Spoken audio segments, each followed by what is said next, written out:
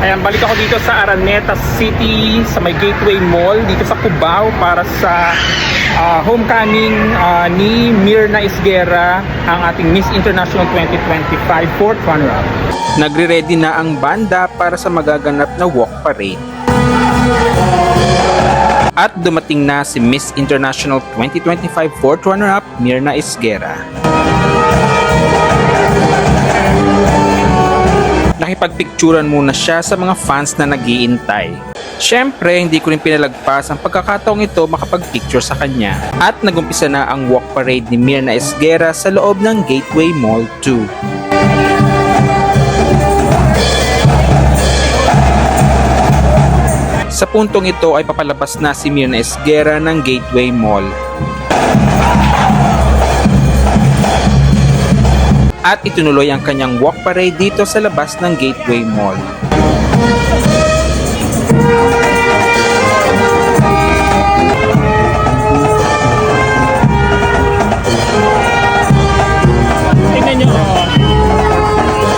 Nagkaroon ng pictorials dito sa labas.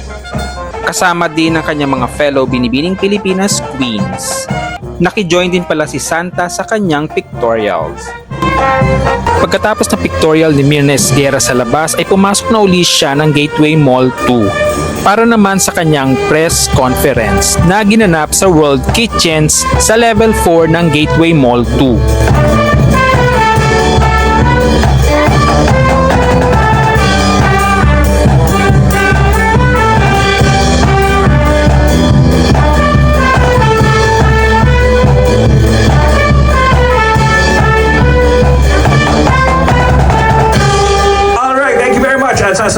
Your grace, beauty and dedication. Welcome back, Myrna's Queen Sisters.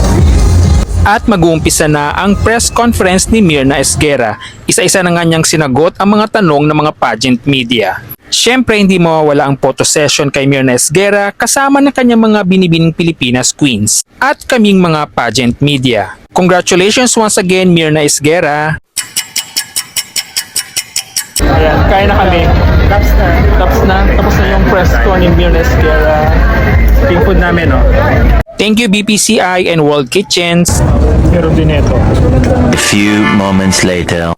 Ayan, tapos na ang victory press con ni Myrna Isguera, ang ating Miss International 2025 4th runner-up. Ayan, uwi na ako. Bye!